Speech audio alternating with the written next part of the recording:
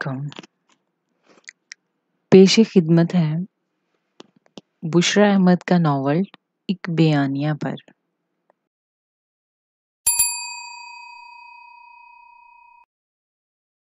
اسے خفی سے وضاحت کی۔ پتہ نہیں کس کے پاس ٹائم گزارتے ہیں جو ایسی الٹی سیدھی باتیں ذہن میں آتی ہیں۔ تکیہ سیدھا کر کے چادر کی ندیدہ شکنیں دور کرتے ہوئے بڑبڑائی تھی۔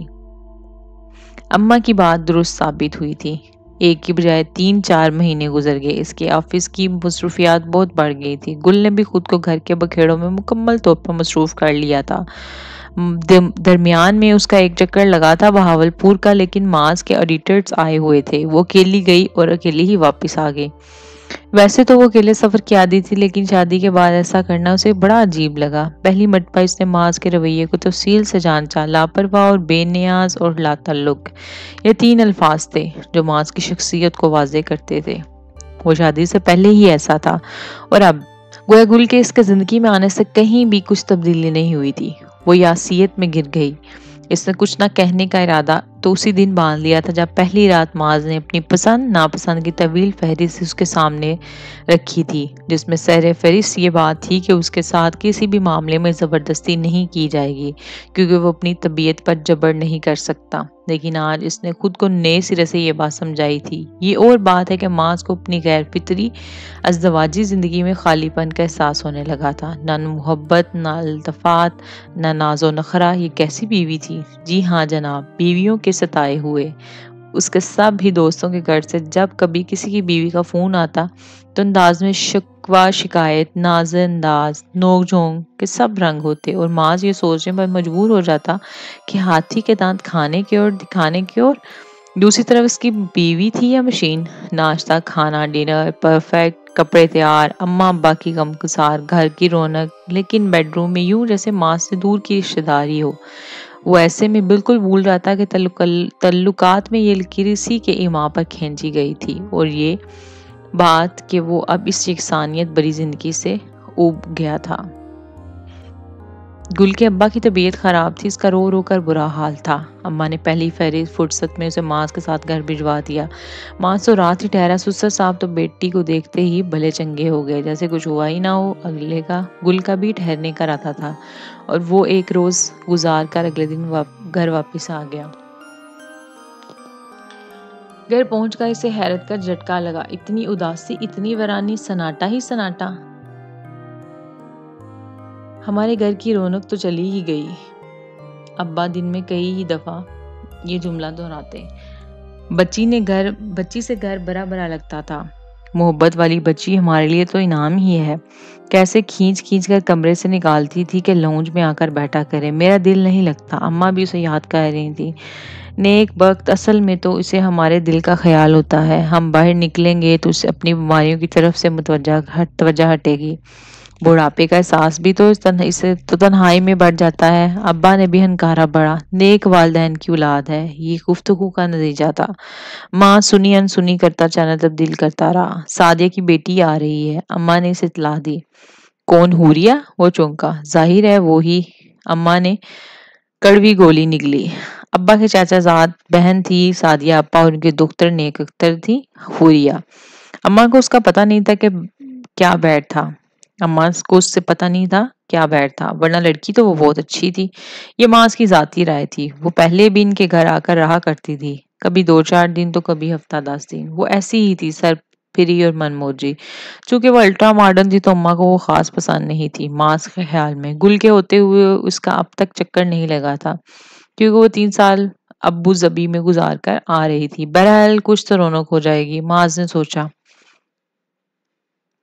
اگلے دن وہ آفس سے لوٹا تو حوریہ آ چکی تھی۔ اماں کا موڈ خراب اور ابا کا ذرا محتاط تھا۔ چچا زاد بہن سے محبت کرتے تھے، لیکن بہن کی اولاد سر پھری سی تھی۔ بہرحال وہ بھی پھر بھی مروت نبھانے کے حق میں تھے۔ ہائے ماس اسے دیکھ کر اچھلی۔ تم تو شادی کے بعد اور بھی سمارٹ ہو گئے ہو۔ منہ پھٹ تو تھی، فوراً سے سر آیا۔ ماس جھمکیا۔ अम्मा कड़वे तेवरों से उसको देख रही थी, जो कमरे में जाकर चेंज करने की बजाय वहीं बैठ गया। और सुनाओ बेगम कैसी लगी? नाम तो पेंडू सा है। दूसरा बेलाग तबसरा। अम्मा का पैमाना सब जब्त छलकने को बेताब हुआ। इतनी तहजीब याफ्ता बच्ची है हमारी, बड़े छोटे का लिहाज रखने वाली। आज तक हमारे सामने मांस के कंधों से नहीं लटकी। इसी को तो लोग पेंडू कहते हैं। उन्होंने उसे आड़ो हाथों लिया। मुकाबल भी हुरिया थी, डीठों की तरह हंसने लगी। तुम सुनाओ? बड़े दिनों बाद याद आई। मास का अंदाज दोस्ताना था।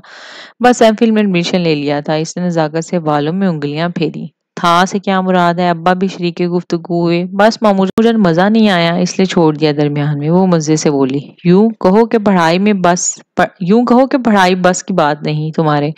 अम्मा न जाने क्यों इतनी तल्ख हो रही थी। मेरी स्वीट मुमानी जान, आप कुछ भी कह लें, अब तो महीना 2 महीना आपकी बातें सुनते ही गुजारना है। हैं? क्या हुआ? कहीं अम्मा बाबा से लड़कर तो नहीं आई? अम्मा को शक हुआ। बस ऐसा ही समझ ले, अम्मा मामा के सर पे मेरी शादी का भूत सवार है और मैं फिलहाल इस झंझट में नहीं पड़ना चाहती। वो तो आए रोज नित नए मेहमानों को लेकर बैठी होती हैं और मुझसे ये रिश्ता ब्रेड नहीं होती। उसने सच्चाई बयान की तो अम्मा के पसीने छूट गए। माज आज तो लेट आए हो, कल से जल्दी आना, घूमने चलेंगे। जितने दिन तुम्हारी बेगम घर पे नहीं, तुमसे कुछ फैज हम भी हासिल कर लें। हुरिया को बात बेबात मुंह फाड़ कर हंसने की आदत थी। गुल को ज्यादा देर भावलपुर में रहने नहीं देना। अम्मा ने कुछ सोचती हुई निगाहें हुरिया और मांस पर जमाते हुए फैसला किया। बेगम साहिबा, आप यूं ही परेशान हो रही हैं। ये बच्ची फितरतन हंसोड़ है। फिर इब्तिहाज और सादिया के घर का माहौल भी खासा खुला डुला है शुरू से। उन्होंने अब्बा के आगे दिल के खदशात बयान किए तो उन्होंने तसल्ली दी। आपकी बात सही है खान साहिब, लेकिन माज अब शादीशुदा है। रिश्तों की नजाकतों को समझना चाहिए। गुल के साथ तो मैंने उसे इतने बुलंदो बांग कह कहे लगाते नहीं सुना। न एक ही बार उसे लेकर कहीं गया।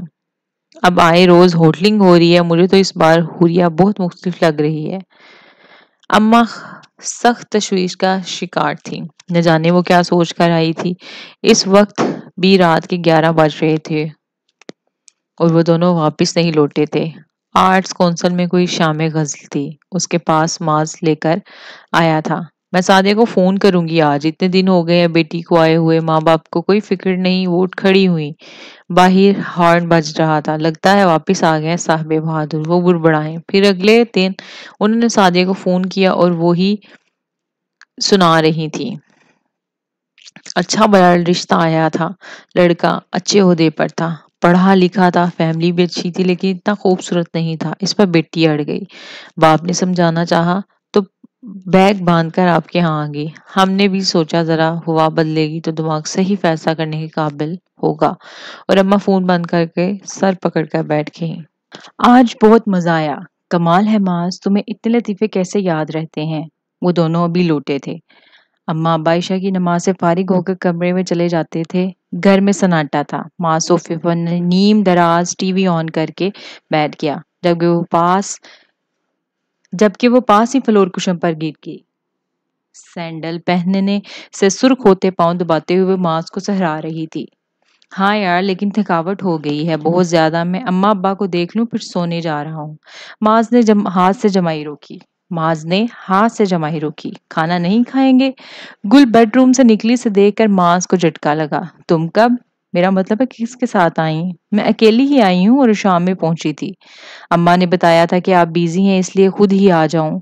इसका अंदाज अगरचे सादा था, लेकिन माज को शर्मिंदगी हुई।